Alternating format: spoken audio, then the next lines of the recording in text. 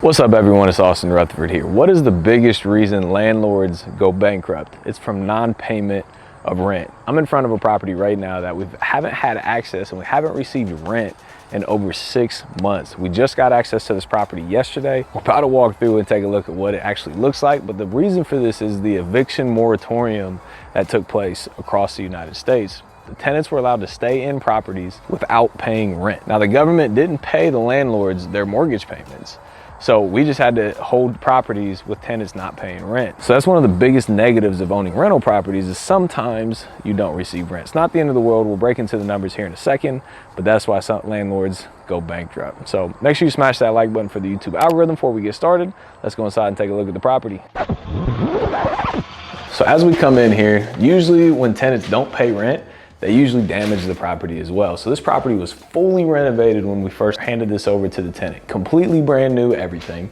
Now we're gonna have to come in here, we're gonna have to paint all the walls.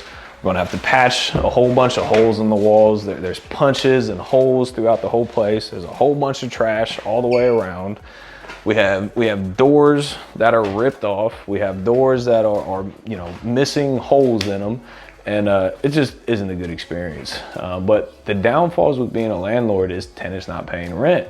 But the good thing is I own 60 rental properties. So one tenant not paying rent is not the end of the world because I have all the other rental properties that cover that, right? And that's why there was such an uproar with the eviction moratorium where landlords could not evict tenants for not paying rent. That moratorium just recently got lifted. Some states and counties still have a moratorium in place. Columbus, Ohio is not one of them.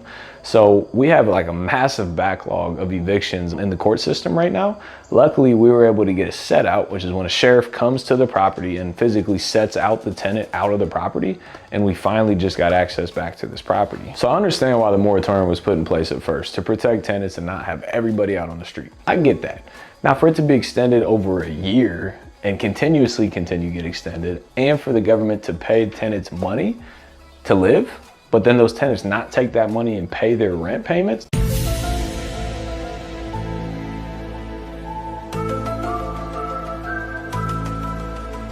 That's what I have a problem with. Like, you should be paying your bills. We still got to pay our bills. We still have utilities, we still have mortgage payments, we still have property taxes, we still have insurance payments.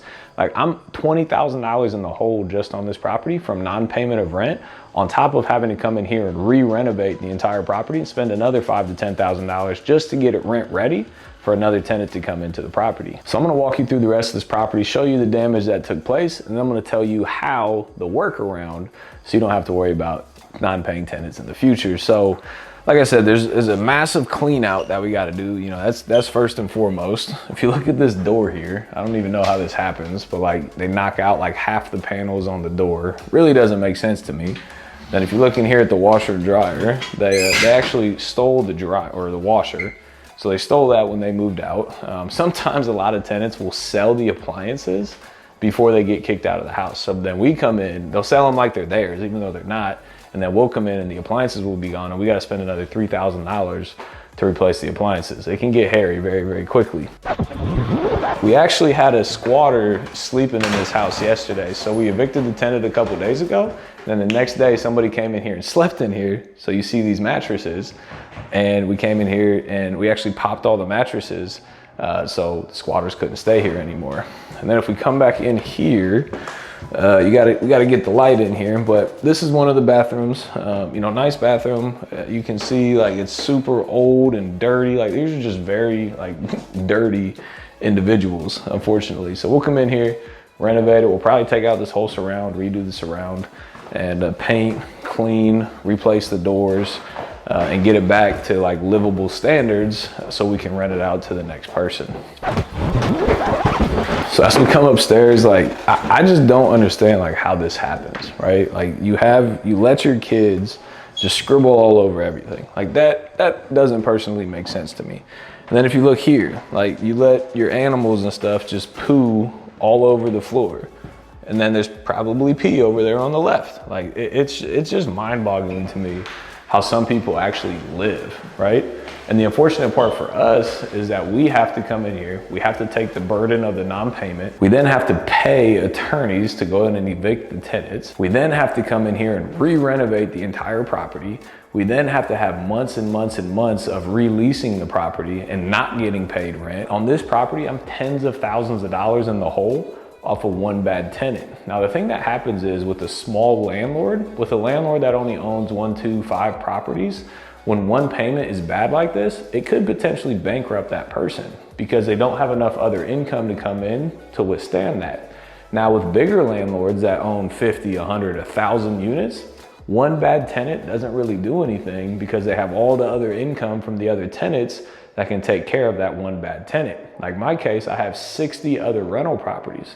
So this one bad tenant, it sucks. Like I'm $20,000, $30,000 in the hole. It's not a good feeling, but I have enough other rental properties to keep the money coming in, which this didn't bankrupt me. It didn't make me go under. It didn't make me miss a mortgage payment. I was still able to afford everything because I had enough income coming in from other properties. So the good thing is we ended up getting a bunch of furniture that came with this place. So I'm playing. I'm not touching that because I don't know what happened over there.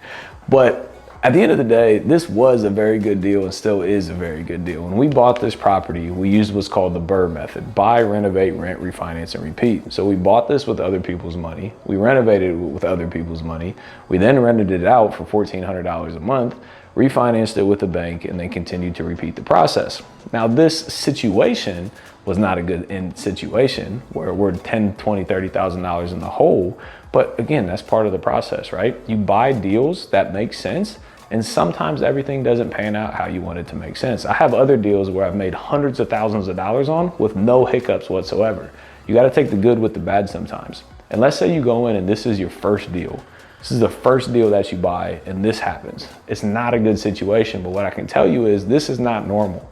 This is the exception. Like having things go this bad is the exception to the rule. So don't get into real estate thinking that everything's negative like this property. It's not. This is only the second or third time I've ever dealt with this in my career, and I've been in real estate over 8 years and have done hundreds of deals. So this is not the norm. This is the exception to the norm. But when we bought this deal, we used the BRRRR method. When we refinanced, my equity in the deal counted as my down payment. So I didn't have any of my own money into this property. And we were making about $500 a month in passive income. So every month that $1,400 came in, and then I had about $900 in expenses every single month. So we made about $500 per month in passive income. And we're going to continue to make $500 per month in passive income because we're going to come in here, we're going to renovate the whole property and get another tenant back inside of here. And I got one hack for you. If you want to find out how to get great deals at discounted prices, if you go to eviction court. So think about the headache I just went through with this one property, right? If you're at eviction court and you find a tired landlord that dealt with this situation, like, oh man, like being a landlord sucks. This happens all the time. Like I just want to be done with the property. And you're there, you might be able to buy that property at a discount because now he's a motivated seller, right? So if you go to eviction court, it could potentially be a great way where you can find discounted deals. So we talked about this deal. We talked about the eviction moratorium. Now that it's lifted, tenants have to start paying rent again. We talked about the downfalls of being a landlord, you know, the vacancies, the repairs, the non-payments, all that stuff. And we walked through the property and saw how bad a tenant can be at times. And I told you that I got this deal using the BRRRR method: buy, renovate, rent, refinance, and repeat. If you want to learn how to do the strategy so you can get free houses as well, make sure you check out this video up here. Drop a comment below. Let me know any questions you have, any thoughts, any feedback you have. Make sure you smash that like button and hit the subscribe and notification bell so you can get all this content going forward. As always, appreciate you being here. We'll see you on the next one.